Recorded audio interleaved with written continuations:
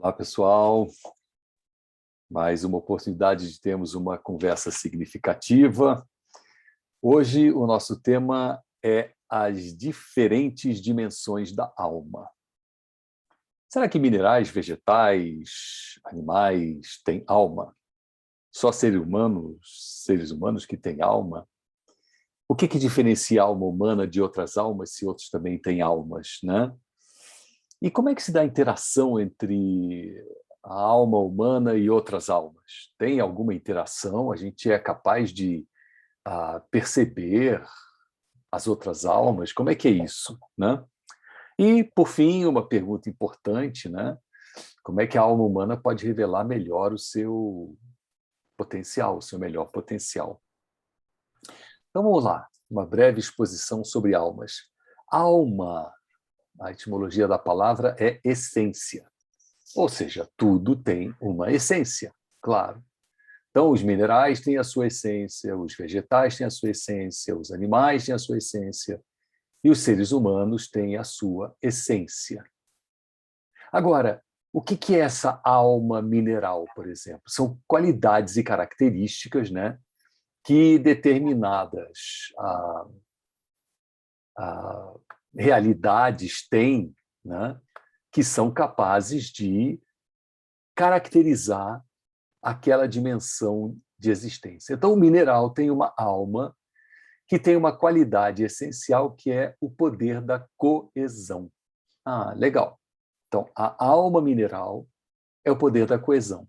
O que nos mantém coesos, o que nos mantém unidos, a gente não sai aí, de repente, pulverizando-se para tudo que é lado, a gente não vê, de repente, uma rocha se pulverizar, ou mesmo outros seres, né, como vegetais, animais, que têm minerais dentro de si, não se pulverizam, porque os minerais têm uma capacidade que é retratada pela sua alma, que é a capacidade da coesão. Então, manter-se coeso, unido, é uma capacidade da alma mineral. A alma mineral é a coesão. Já a alma vegetal, ela tem uma outra capacidade que a alma mineral não tem, que é o poder do crescimento. A alma mineral não sabe o que é crescer. A alma vegetal, ela adquire qualidades da alma mineral, ou seja, ela tem o poder da coesão, mas ela adiciona uma outra qualidade, uma outra capacidade, que é a capacidade do crescimento. Vegetais crescem, minerais não crescem. Você pode dizer, não, o mineral cresce por deposição, sim, mas aí é um mineral sobre outro mineral. Não é uma qualidade intrínseca do mineral crescer, mas é uma capacidade intrínseca do vegetal crescer, além de manter a qualidade da alma mineral que compõe o vegetal. Muito bem. Já a alma, o espírito animal, a alma animal, são os sentidos. Animais têm sentidos. Animal tem visão, audição, olfato, tato. O animal percebe tudo, né? Ou seja, mas o animal também cresce. E o animal também se mantém coeso. Interessante, toda vez que eu dou um salto de qualidade, né, digamos assim, de natureza, do reino mineral para o vegetal, do vegetal para o animal, sempre o próximo ele adquire as qualidades da alma anterior e soma a essa qualidade uma nova perspectiva, uma nova qualidade. Então, mineral, coesão; vegetal, coesão e crescimento; animal, coesão, crescimento e sentidos. Muito bem. Agora, tanto o vegetal como o animal tem uma certa qualidade que, quando ele morre, tudo se desintegra e volta aos componentes essenciais do mineral.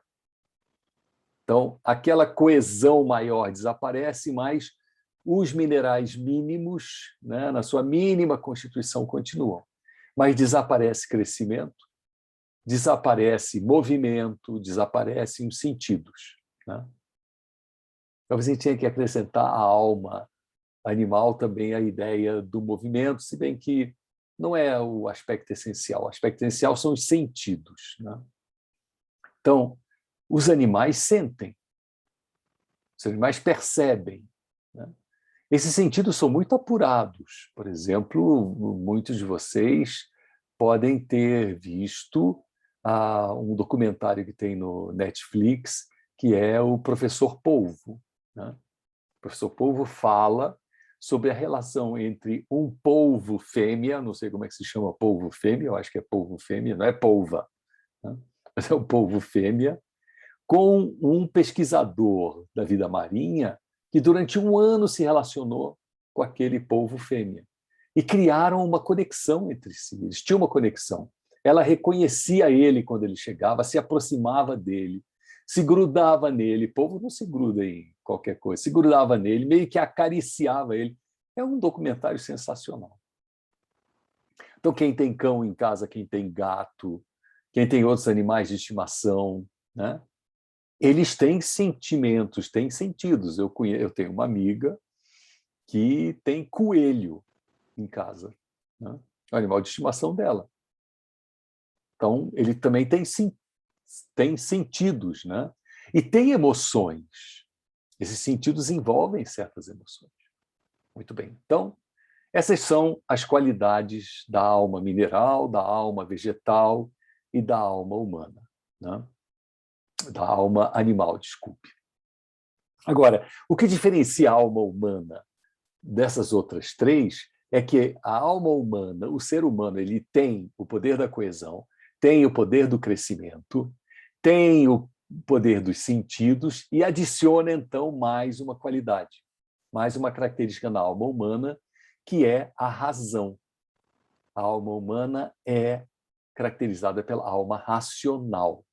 Então, ela consegue criar essa capacidade, né, de racionalizar as coisas, de entender. Né? Por isso que nós, seres humanos, somos os Homo sapiens sapiens, sabemos que sabemos. Só a razão nos dá essa possibilidade de saber que nós existimos.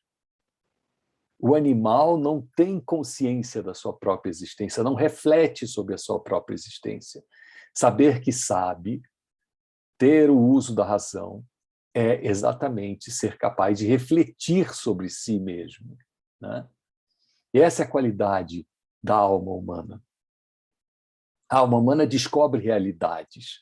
A alma humana, ela contraria condições que a alma animal, a alma vegetal e a alma mineral não conseguem contrariar. Então, nós somos seres humanos que não somos seres alados, nós não temos asas, mas nós voamos. Nós somos seres que se encontram no planeta Terra sujeitos à lei da gravidade, mas nós somos capazes de ir ao espaço sideral.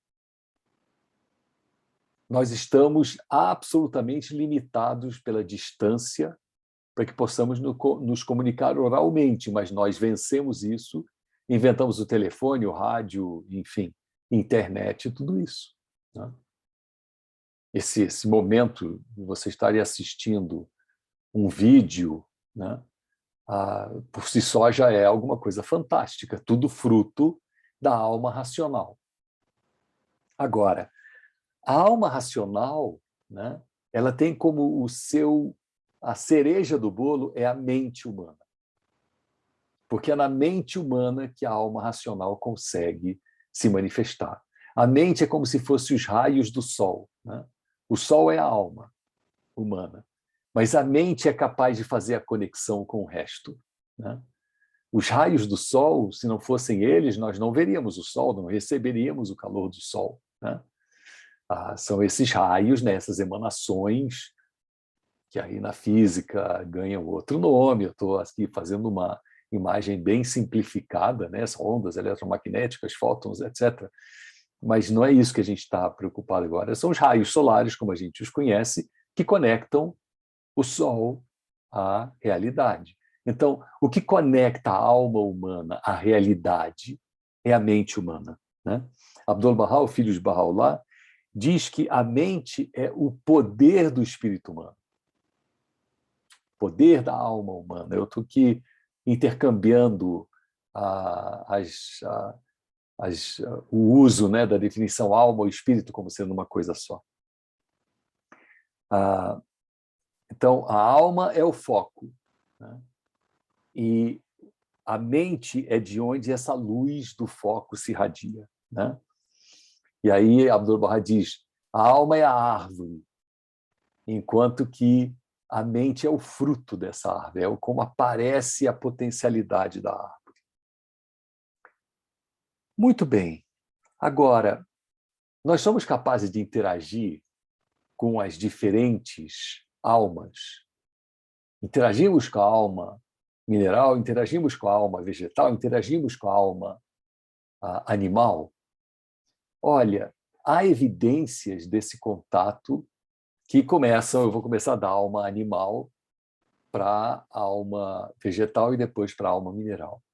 Então, na dimensão da alma animal, né, a alma humana ela consegue fazer conexão com a alma animal, né? Existe, sim, uma capacidade de comunicação impressionante. Quem tem animal de estimação no seu lar, né? Seja um cão, seja um gato, sabe que eles percebem o que nós pensamos, dizemos e como agimos. Agora, nós temos que ter um refinamento dessa comunicação, né? Então, eu trago aqui, por exemplo, um exemplo máximo desse refinamento já existente, voltando de novo a Abdul-Bahá, que, quando sai da Palestina, nos idos de 1910, mais ou menos, 1911, né, ele vai até a Inglaterra, porque ele faz uma viagem grande pelo mundo inteiro para divulgar os ensinamentos de seu pai, Bahá'u'lláh, que foi o fundador da religião Bahá'í. E ele vai à Inglaterra e ele nunca tinha ido a um zoológico. Então, ele diz que ele gostaria de ir ao zoológico.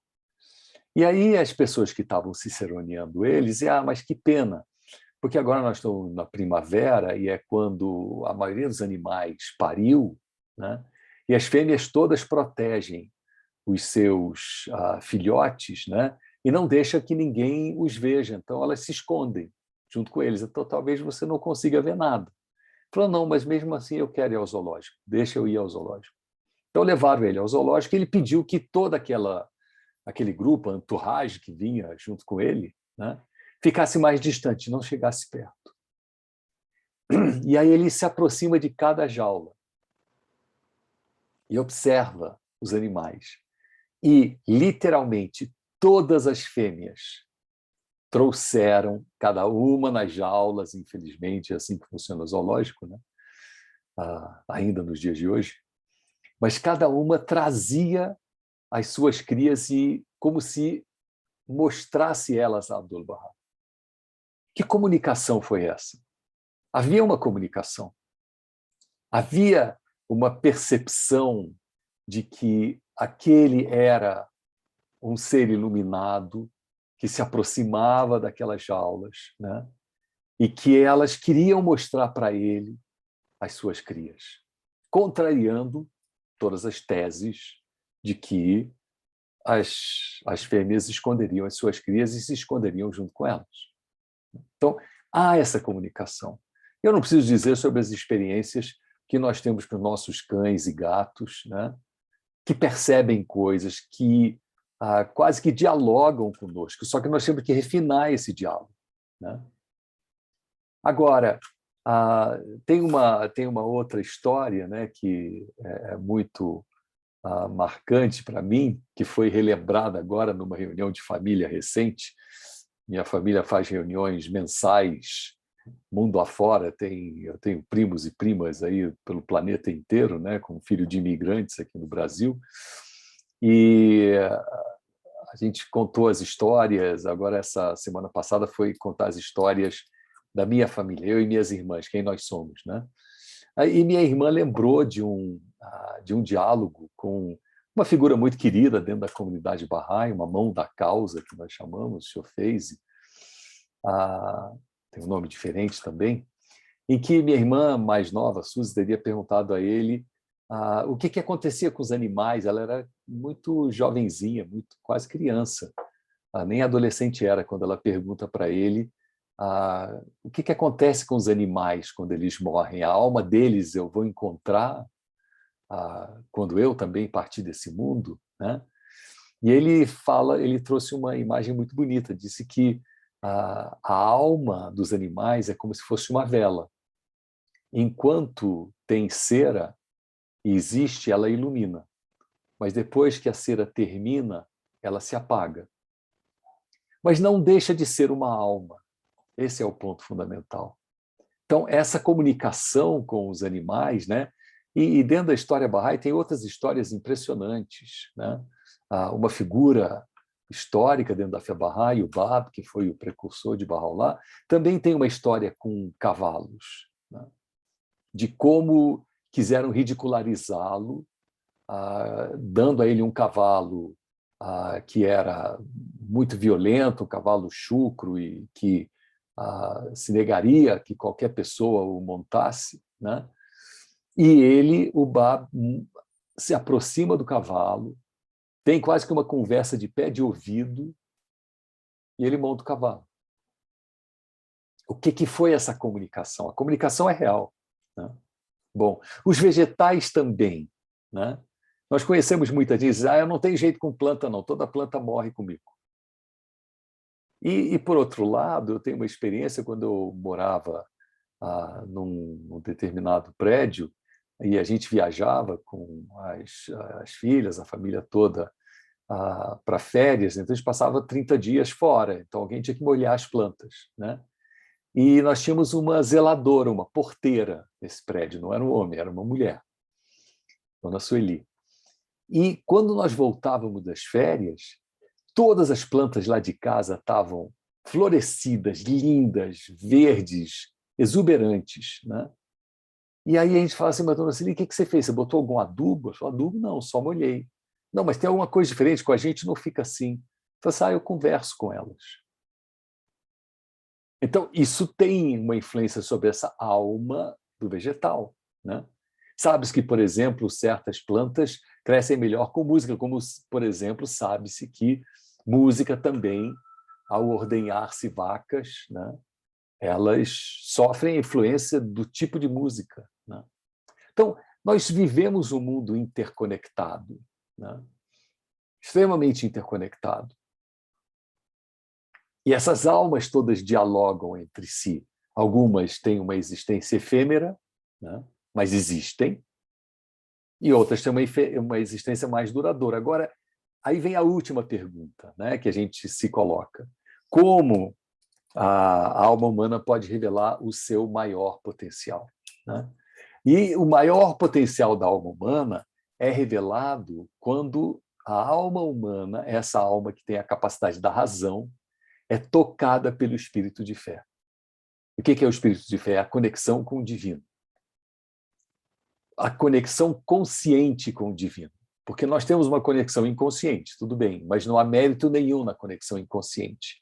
Conexão inconsciente, nós sempre somos objeto do amor de Deus o tempo inteiro.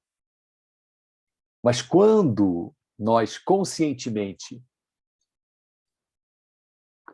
nos aproximamos da realidade divina, da realidade transcendente, da realidade sagrada, né? E de moto próprio, uma volição própria, né? Nos aproximamos, então essa conexão da alma humana se dá com a realidade divina, e isso chama-se o espírito de fé. Então, o Abdu'l-Bahá diz que os segredos divinos, né, escapam ao espírito humano, à alma humana. Porém, a menos que a alma humana esteja reforçada com o espírito de fé, que é como se fosse uma luz que inunda a nossa alma.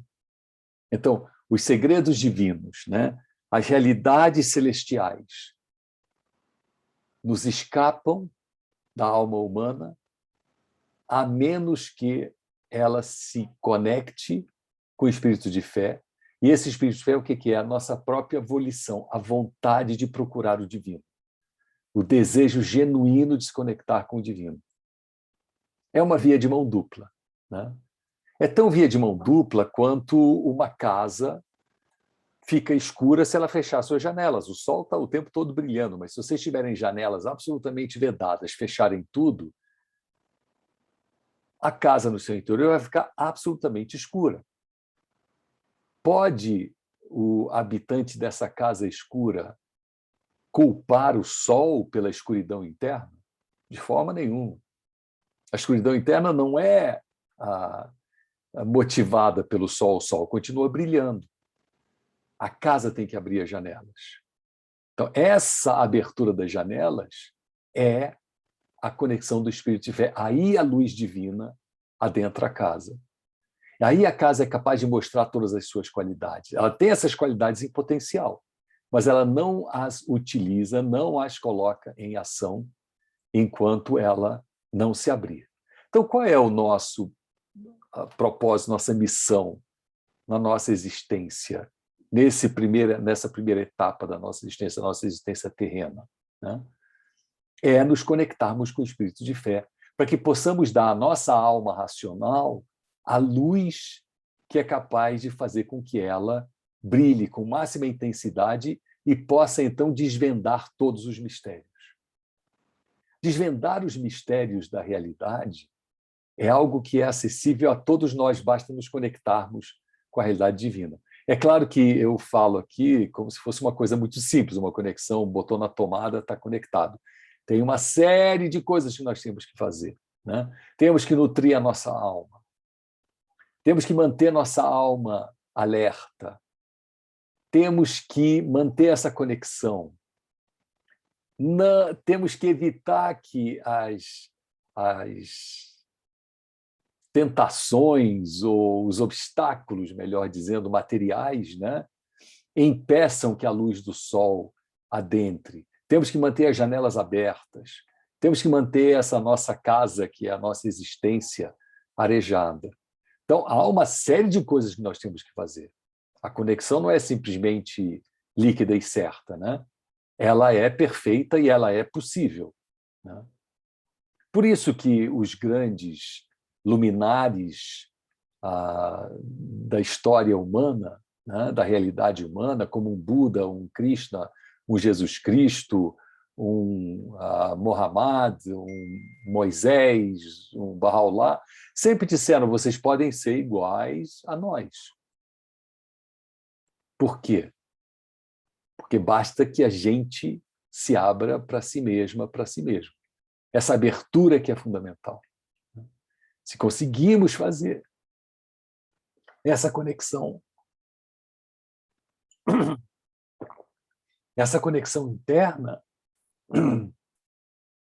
então a gente consegue perceber o brilho da alma. E daí a gente tem acesso ao conhecimento divino. Então, essas coisas são todas uma série de desafios da nossa existência humana, né? Que possamos sempre vencê-los, que possamos sempre ter essa as janelas da nossa casa abertas, né? Para que esse sol brilhe dentro de nós. É isso aí. Muito obrigado.